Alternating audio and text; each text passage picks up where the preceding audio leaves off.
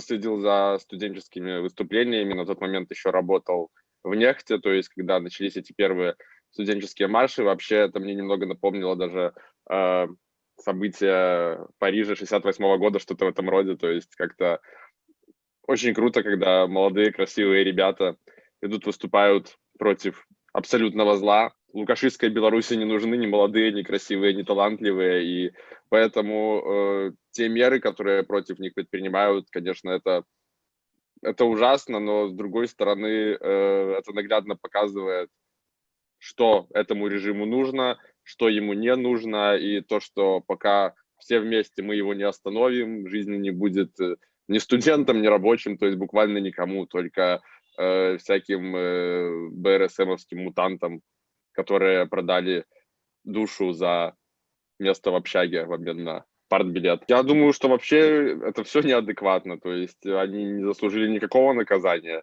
Я бы, наоборот, им, может, даже какую-нибудь награду бы выдал за то, гражданскую позицию, за то, что они не побоялись выйти. И я считаю, что всех нужно необходимо немедленно освободить, как и других политических заключенных, и с этим не может быть никаких компромиссов совершенно.